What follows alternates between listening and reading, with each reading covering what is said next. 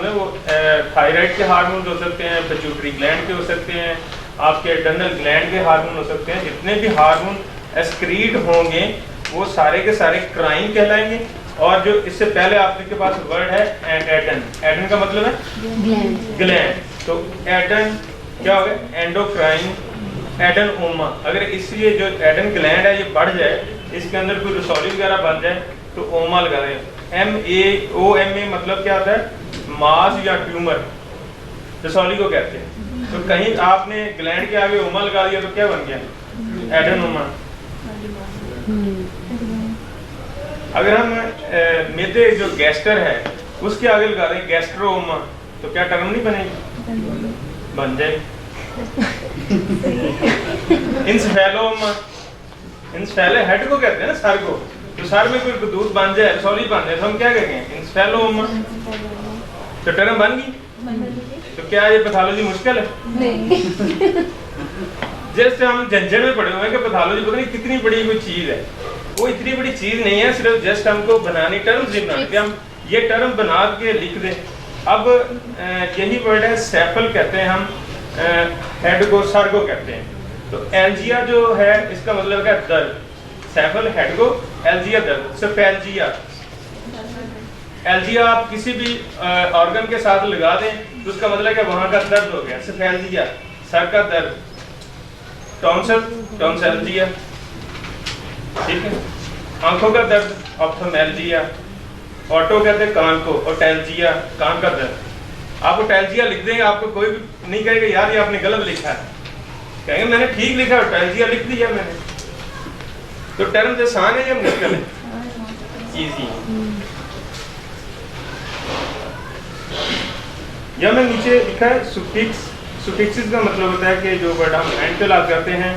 ओमा means tumour और मास, एडनाइटस, ITIS, ITS का मतलब होता है इन्फ्लेमेशन, सोजिश। तो हम किसी भी वर्ड के आगे ITIS लगा दें तो उसका मतलब बन जाएगा सोजिश। एडन है तो एडन के साथ आप ITS लगा दें तो क्या बनेगा एडनाइटस। एडनाइटस तो क्या इसका मीनिंग क्या बना? Inflammation of gland. आप कार्डिक बोलते हैं लफ्ज, हम कार्डिक दिल को कहते हैं। अगर दिल की सोजिश हो जाए तो उसके आगे आप ITS लगा दें तो क्या बन जाएगा कार्डाइटिस। और इसी तरह आपके पास एंटर बोलते हैं इंटेस्टाइन को, अंतड़ियों को, तो इंटर के साथ आप ITS लगा दें तो क्या बनेगा इंटरटाइटिस, अंतड़ियों की सोजिश। टॉन्सिल, ये दूध जो होते हैं इनको हम टॉन्सिल कहते हैं, टॉन्सिल के साथ आप ITS लगा दें तो क्या बनेगा टॉन्सिलाइटिस। यहाँ पे आपको एक और चीज दे दूं, यहाँ लिखा नहीं है लेकिन मैं बता दूं कि अगर आप ITIS लिखेंगे तो उसका मतलब है अक्यूट इन्फ्लेमेशन। कौन सी इन्फ्लेमेशन है? Acute inflammation. अगर इन्फ्लेमेशन है क्रॉनिक तो आप लिखेंगे OSIS, ओसिस। अगर आपने ओसिस लिखा इसका मतलब जो है क्रॉनिक इन्फ्लेमेशन है। जैसे आपके पास वर्ड ऑटो है, ऑटो ओसिस, आप लिख देंगे मतलब प्राणी सोजिश। अगर यही जो सोजिश है वो आपकी एक्यूट है और अभी इनिशियल से फर्स्ट स्टेज में है, रेडनेस है, जो भी है, तो वो जो है आपकी ITS लगेगा। अगर प्राणी बहुत लेट से चली आ रही है इन्फ्लेमेशन तो वो जो इन्फ्लेमेशन है वो आपकी OSIS लगेगा। और इसी तरह एक वर्ड है SIS। SIS का मतलब है स्टेट, हालत। आप एडन के लफ्ज ले लें और इसके आगे लिख लें SIS, एडेंसिस। एडेंसिस का मतलब क्या है? State of gland. जो दूध है उनकी कुछ स्टेट है, कहीं पे है, ये मालूम नहीं है। और इसी तरह एक वर्ड अक्सर जो था वो मैं शुरू में जब इस फील्ड में आया तो डॉक्टर ने लिखना आइडियोपैथिक डिजीज। मैंने परेशान है ये आइडियोपैथिक क्या है जो लिखते हैं। रेडियोलॉजिस्ट भी लिख रहा है, जो हैं सिनोलॉजिस्ट भी लिख रहे हैं, और इसके अलावा जो लेबोरेटरी की रिपोर्ट्स हैं उनमें भी लिख रहा है आइडियोपैथिक डिजीज। तो ये जो डिजीज है ना ये कोई मजे की चीज है। मैंने कहा इस डिजीज को जरा मजीद गंगालूं तो पता चला आइडियोपैथिक क्या कहते हैं नामालूम चीज। किसको कहते हैं?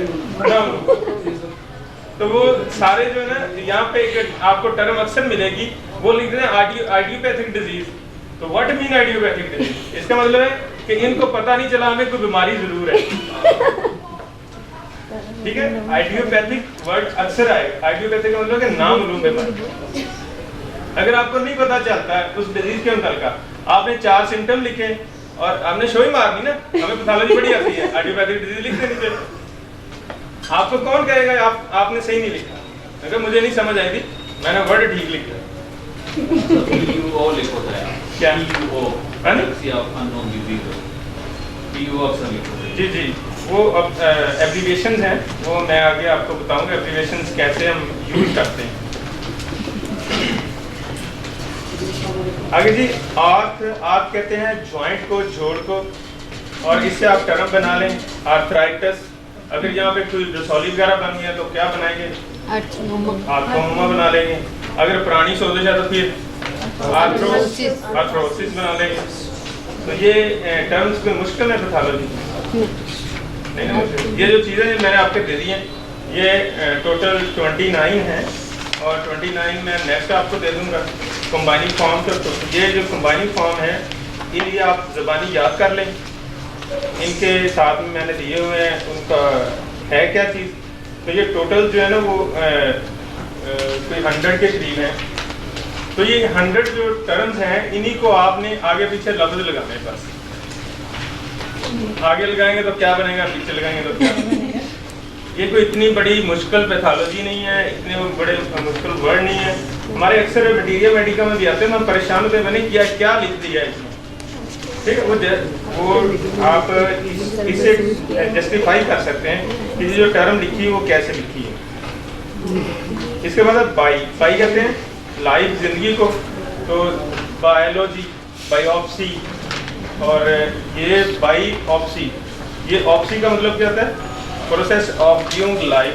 मतलब कि ये ऑप्सी कहता है व्यूइंग करना, किस चीज़ को देखना, किस चीज़ से, कोई माइक्रोस्कोप या कोई ऐसी चीज़ जिससे हम देखें उसको हम ऑप्सी बोलते हैं। कार्सिन लफ्ज़ लिखा है, कैंसर्स को कहते हैं। कैंसर, ये कार्सिनोमा भी हो सकता है, कार्सिनाइटिस भी हो सकता है, कैंसर की सोजिश भी लिख सकते हैं, एनीवन कोई भी टर्म बना सकते हैं कैंसर। आगे कार्डी है, कार्डी हार्ट को कहते हैं, और पेरिकार्डियम, कार्डाइटिस, कार्डियोमा, ये सारी टर्म्स बन सकती हैं। सैफल हेड को कहते हैं, और सेरिब्रो, ये हमारा सेरिब्रम, ये ब्रेन का एक हिस्सा है हमारे, जो है इसको कहते हैं पर्टेनिंग टू ब्रेन, और ये हमारे ब्रेन का सबसे लार्जेस्ट पार्ट है सेरिब्रम। क्रेनो, क्राइन कहते हैं सिक्रीशन को, और आप क्राइन कहीं भी लगा सकते हैं, और इससे आप टर्म जो है वो एनिमल को भी करेंगे।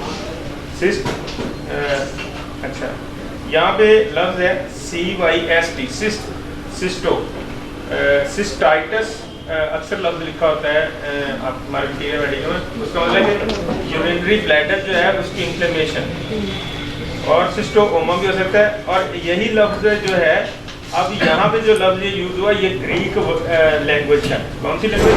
ग्रीक का। अगर हम ये लफ्ज़ CYST, सिस्ट, इंग्लिश से लेंगे तो फिर क्या मतलब बनेगा? रसौली। ठीक है, इंग्लिश में इसको हम रसौली कहते हैं, लेकिन यहाँ पे सिस्ट जो है वो यूरिनरी ब्लैडर को, वो क्योंकि ये ग्रीक जो लैंग्वेज है उसका लफ्ज़ है। जैसे हमारा रिथ्रोसाइट, रिथ्रो कहते हैं सुरभ चीज़ को, साइट कहते हैं सेल को, और ये सिस्ट है। इसी तरह सिस्ट का जो लफ्ज़ है ये यूज होता है सिस्टोस्कोपी, सिस्टोओमा, सिस्टाइटिस, सिस्टोलॉजी, मतलब कि यूरिनरी ब्लैडर का नॉलेज होना। तो आप इसे कोई भी टर्म बना सकते हैं। इंस्पेल कहते हैं ब्रेन को, इंस्पेलाइटिस, इंस्पेलोमा, और बहुत सारी, इंस्पेल क्राइन भी कह सकते हैं कि दिमाग से कुछ चीज़ क्रिएट हो रही है, आप वो टर्म भी लगा सकते हैं। आगे इंटेस्टाइन को कहते हैं, रिथ्रो सुरभ चीज़ को कहते हैं, और गैस्टर स्टमक को कहते हैं।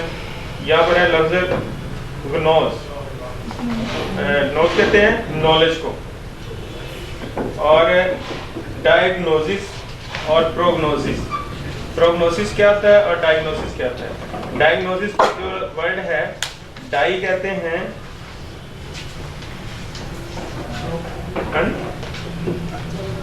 कंप्लीट, मुकम्मल, और ग्नोज कहते हैं नॉलेज को। तो ऐसा नॉलेज जो मुकम्मल हो, जिसके मतलब पूरा इल्म जानते हैं, उसको हम डायग्नोसिस बोलते हैं। और प्रो कहते हैं पहले, बिफोर। तो अगर हम जो किसी नॉलेज को जानने से पहले कुछ चीज़ें जो करते हैं वो प्रोग्नोसिस कहलाती हैं। एज लाइक हमारी जो केस टेकिंग से पहले हम कुछ चीज़ें करेंगे तो वो हमारी क्या कहलाएंगी, प्रोग्नोसिस होती हैं। और प्रोग्नोसिस जो है वो आपकी डायग्नोसिस से पहले आएंगी। जब प्रोग्नोसिस कंप्लीट होती है तो फिर आपकी डायग्नोसिस पे आप आते हैं।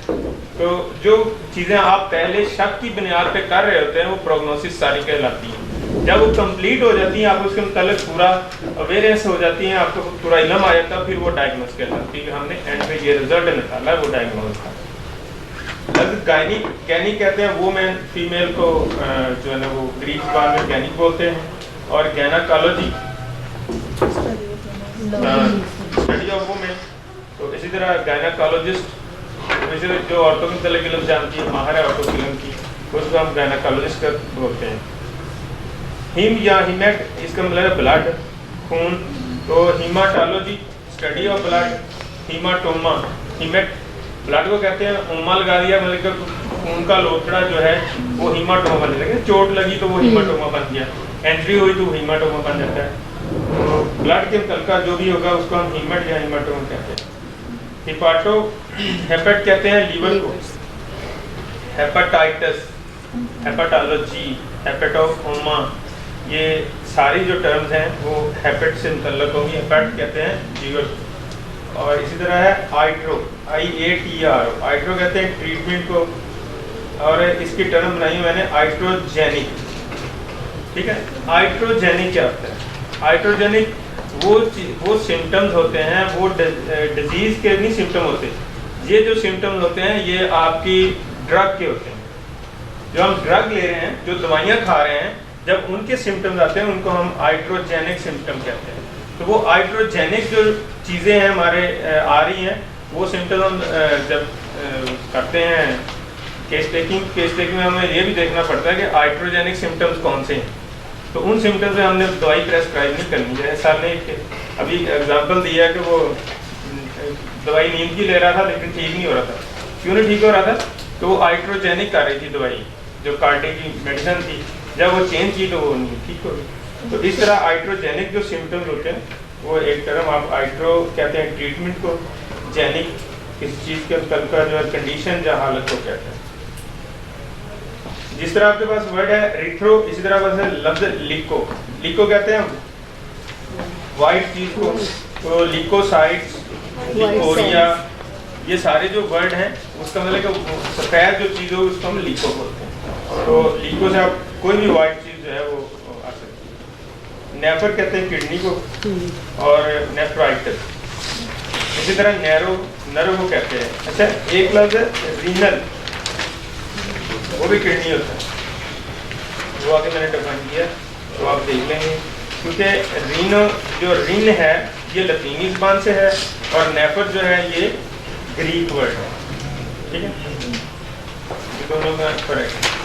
आगे की कंबाइनिंग फॉर्म मीनिंग टर्मिनोलॉजी में ऑन्कोलॉजी, ऑन्को कहते हैं ट्यूमर को, ऑस्टियो हड्डियों कहते हैं, पैथो डिजीज को कहते हैं, पेट चाइल्ड को कहते हैं, रेडी एक्सरे, रीनो किडनी। और जी मैं आगे सारे वो डिफाइन करके लिखा हो जाए तो मजीद आप खुद भी पढ़ लें।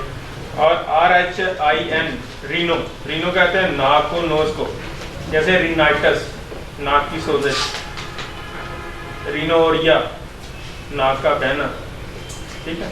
अब जो भी टर्म लगाना चाहें इसके साथ, रीनोक्राइन नाक के अंदर कुछ सिक्रीशंस हो रही है, कोई भी हो सकती है। और रीनोमा नाक के अंदर रसौली का बन जाना। सार्क कहते हैं फ्लैश, सार्कोमा, फ्लैश कहते हैं कोई आग की तरह जलने वाली चीज़, फ्लैशिस करना। तो वो जो सार्कोमा मतलब ये कैंसर की ट्यूमर है जिसके अंदर वो बहुत ज़्यादा टेम्परेचर होता है। आप हाथ लगाएं तो ये ट्यूमर जो सार्क ट्यूमर होते हैं ये बहुत हीटेड होते हैं, जैसे बाकी जिसम नॉर्मल है यहाँ पे वो हीट फील करता है, पेशेंट को गर्मी फील करता है। फ्लश भी क्या होता है? फ्लैशेस ये कैंसर के होते हैं ना? फ्लैश गोश्त गोश्त फ्लैश की तारीफ गोश्त फ्लैश है फ्लैश फ्लैश लफ्ज है, फ्लैश गोश्त है फ्लैश गोश्त कैसे कुछ समझ नहीं? ये sarcoma का आगे जो मीनिंग लिखा हुआ है फ्लैश सार्कोमा फ्लैश का पूछ रहे हैं FLESH अच्छा अच्छा फ्लैश, हाँ अच्छा सॉरी ये गलत।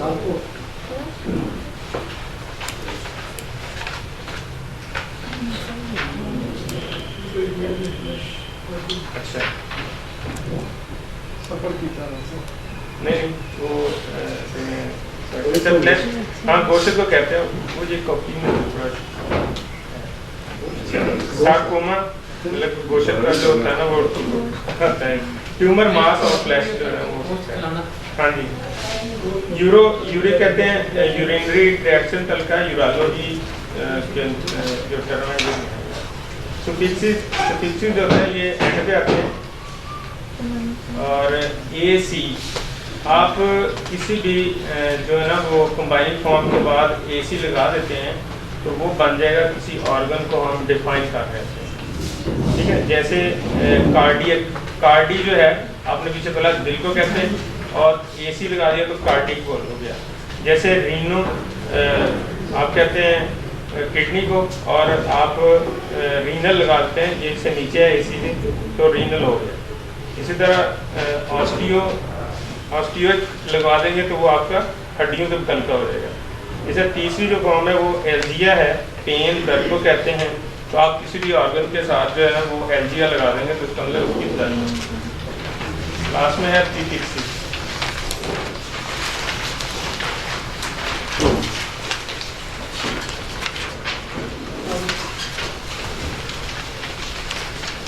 अच्छा ये थोड़ी सी मिस हुआ यहाँ पे, तो मैंने जब दिया उसको तो यहाँ से प्रिंट निकलवाया तो मैंने कहा था ये कंबाइनिंग फॉर्म जो है ना दोनों में खत्म कर देना, उसने किया नहीं है। तो ये फिक्सिस और इसमें दोनों में लिखा हुआ ना कंबाइनिंग फॉर्म, ये कंबाइनिंग फॉर्म नहीं है, ये वर्ड जो फिक्सिस आना था और प्रीफिक्सिस आना था, इसको आप ठीक कर नहीं शुरू में नहीं, ये जैसे फिक्सिस है ना इसके नीचे कंबाइनिंग फॉर्म लिखा है तो यहाँ पे आपने फिक्सिस लिखना था, ठीक है। तो वो एज ए टू कॉपी उसको हो गया गलत, मुझे आप कर लीजिए। अच्छा A and N ये जो है इसका मतलब है नो नॉट विदाउट, मतलब कि नथिंग ना होना किसी चीज़ का। हम किसी भी ऑर्गन से पहले A या N लगा देंगे उसका मतलब है कि वो चीज़ नहीं है या उसकी कमी हो चुकी है। एनीमिया, ठीक है। और अगर हम लगा दें एन गैस्ट्रो है ना, A गैस्ट्रो लगा दें तो फिर क्या होगा, A गैस्ट्रिक, बल्कि मिलता ही नहीं। आप जिस चीज़ को मर्जी उड़ाना चाहें तो उड़ा सकते हैं, ठीक है। आप सिर्फ जस्ट A या N लगाएंगे तो वो चीज़ खत्म हो गई। ऑटो कहते हैं cell, autopsy process of being cell, मतलब कि ये टॉक्सिक तल का ये टर्म बनेगी। ऑटो खुद को कहते हैं या ऑटो इम्यून, मतलब कि इम्यूनिटी का हमारा खुद काम करना, तो ऑटो सेल होती है। ये टर्म्स आप लगा के किसी भी जो है ना ऑर्गन को साथ। डाया कहते हैं थ्रू कंप्लीट, जैसे डायग्नोसिस मैंने पहले ही बताया आपको, तो स्टेट ऑफ कंप्लीट नॉलेज को डायग्नोसिस बोलते हैं। एंडो विद इन और साथ होना, एंडोक्राइन या एंडोक्रिनोलॉजिस्ट। एंडोक्रिनोलॉजिस्ट को अंदर study in the specialist in the study of secretion eating, मतलब कि कोई सिक्रीशन के तलका जो है वो स्पेशलाइजेशन की है। या एंडोक्रिनोलॉजी सिक्रीशन के तलका जो